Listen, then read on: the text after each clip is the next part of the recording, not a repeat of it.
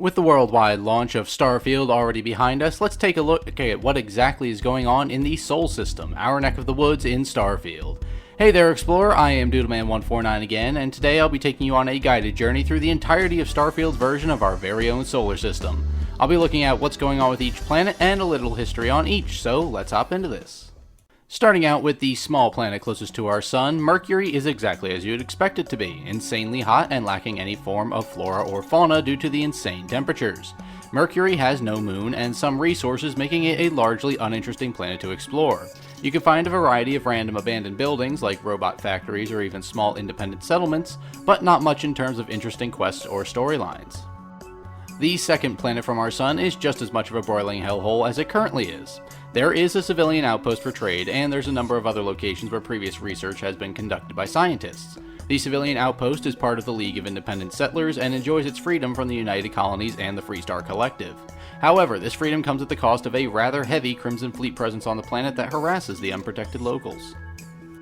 Our little blue marble is next on this list, and let's just say that it is less than blue now. Sometime in the past, the magnetosphere of Earth started to collapse and the planet's population needed to be evacuated, which caused the formation of the United Colonies. The planet is now a dust bowl, but you can still find remnants of the old world amidst the dust and sand. Looking to Earth's moon, there sits the first star yard which helped propel humanity into the stars, Nova Galactic Star Yard. This station is now defunct and is frequented by spacers and other mercenaries looking to salvage what they can from the derelict station. Also on the moon, the Apollo 11 lunar lander can be found and visited. Mars is perhaps the most developed world in our solar system. Cydonia is the capital of Mars and plays host to the planetary governorship, the main mining operations on the planet, and the Deimos Star Yard representative for the mining operation. The working conditions on Mars are rather rough, but many a miner can be heard mentioning that the pay is much better than other rival mining outfits. The city isn't as clean or as fancy as others you'll find in other solar systems, but it's still host to a huge number of citizens. In orbit, the Deimos Star Yard can be found on one of Mars's moons. Deimos regards itself as the premier military shipbuilding contractor in the galaxy.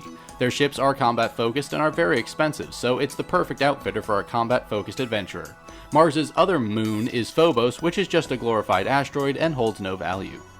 The fifth planet from our sun is also the largest. Jupiter is a gas giant planet and cannot be landed on. However, it does have 4 moons: Callisto, Europa, Ganymede, and Io. All of these moons have some value in resources and random buildings, but they are otherwise unoccupied. Saturn, also being a gas giant, cannot exactly be visited. However, it has 7 moons, and Saturn's largest moon, Titan, plays host to New Homestead, the second largest settlement in the Sol system. The moon is bitterly cold and living on the surface is not exactly viable, just like every other planet in the Sol system. However, Titan residents pride themselves on upholding the traditions and history of Earth. As such, Titan also sees a great influx of tourists to learn about the history of mankind's expansion amongst the stars. All of Saturn's other moons have generous resources and the obligatory abandoned sites, but no real life to speak of otherwise. Uranus is the 7th planet in the Sol system. Being an ice giant, we are also not capable of landing on its surface.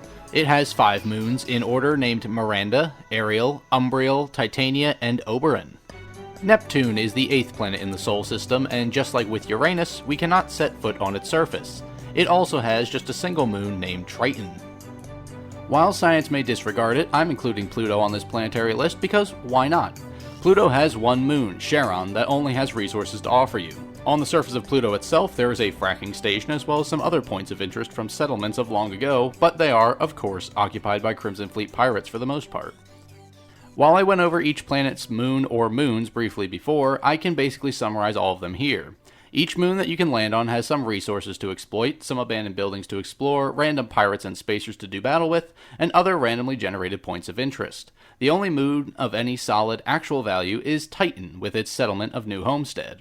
All the other moons can certainly offer you hours of exploration, looting, and combat, but they lack any substantial quest lines to keep you on them for any meaningful length of time. And so that's all today, Explorers. All in all, the Sol system is fairly devoid of life. There are only 2 main settlements throughout the system, Cydonia and New Homestead. Most planets offer resources to exploit and pirates to fight, but in terms of civilization, our neck of the woods is certainly lacking. If only Earth didn't perish as it did. I'll be looking to do a deep dive into Cydonia and New Homestead in the future, so if you'd be interested in those, let me know. So, did you enjoy learning about the lore of the Sol system? Was there anything I missed? Let me know in the comments below. I hope you're all enjoying the game so far, and I hope it's everything you wanted it to be. So with that, be sure to keep an eye out for my future Starfield content and like and subscribe for more. I've been your guide, Doodleman149, and I'll see you again, sometime, somewhere, amongst the stars.